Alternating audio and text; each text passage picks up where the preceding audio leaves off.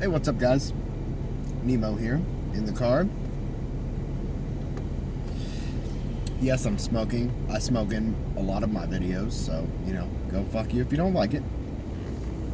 But, I'm sitting waiting for my son to get out of an art class, so I figured, why not record another minimalism video while I'm in my car? Because that's the second topic I wanted to talk about. Oh yeah, I got my Dunkin' Donuts iced mocha. It's so fucking delicious. Anyway, so minimalism when it comes to cars. For men, we're all tempted as guys, if you like cars and if you like pussy, to get a nice big flashy car to get the ladies. We might be tempted to take out loans for these things. And in the long run, it's not worth it. I can go into specifics, whereas when you're buying a car, especially if you're gonna be a dipshit and sink money into a brand new car, that as soon as you drive off the lot, you're losing, $2,000 to $5,000. Unless you're buying a luxury car. And women don't give a fuck really about luxury cars. In the long run, they don't give a fuck. Men give a fuck. You'll get more looks from men if you're driving a luxury car than you would women.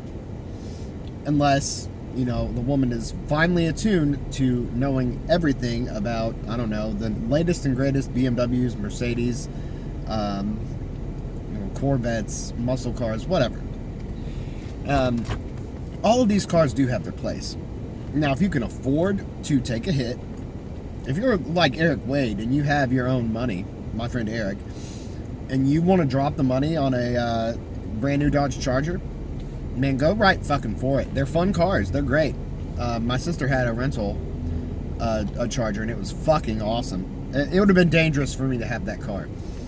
But if you have the money and you want to pay cash for that, by all means, go the fuck ahead, have your toys. There's nothing wrong with that. But if you're going to try to leverage a car for women, it's fucking stupid.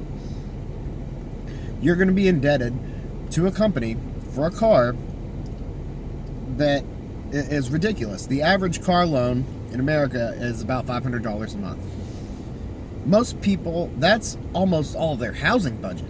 So to have that plus a car is fucking stupid. You are stupid if you have a car payment. The smart idea, and I'm going to steal this right from Aaron Clarey, is instead of having that nice car with a car payment, get yourself a couple piece of shit cars. Personally, I would love to have that advice, but I only have one piece of shit car, but it's bought and paid for.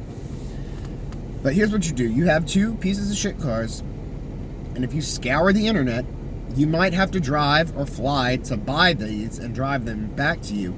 But you can find a good deal on cars with 100,000 miles or less, or even 150,000 miles or less if you buy the right make and model.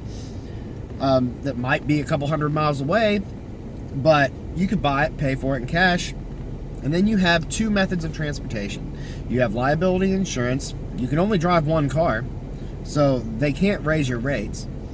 So you can only drive one car at a time.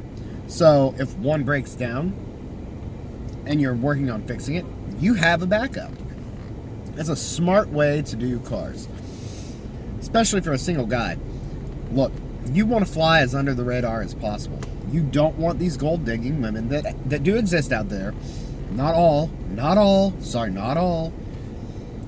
but you don't want these gold digging whores looking at your car and automatically going to your bank account, which probably doesn't match the car you drive. If you're driving a brand new Mercedes, you probably, and you have it on a payment, you probably don't really have Mercedes money. You might be able to make the payment, but when it comes down to it, you just don't have that means. But your car is a magnet for that.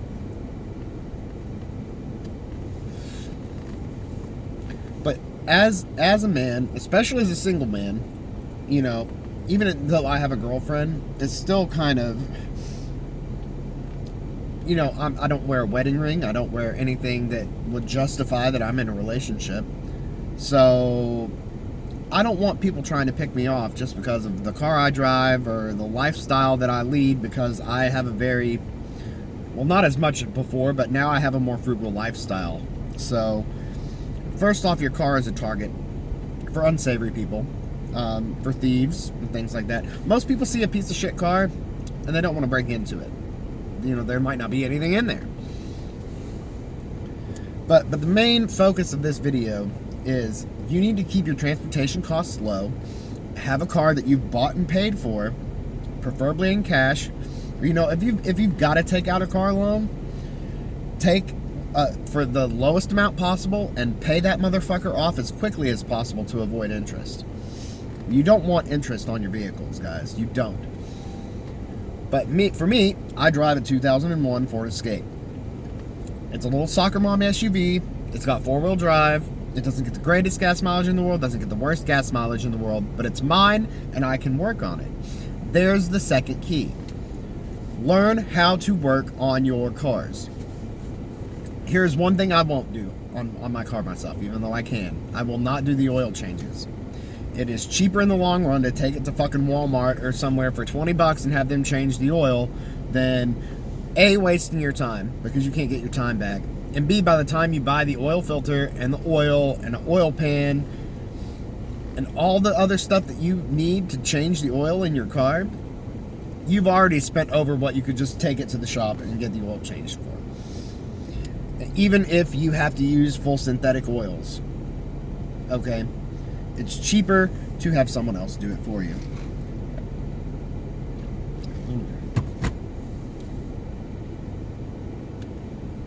Pardon the dead air, gentlemen. But when it comes to cars, a car is your transportation.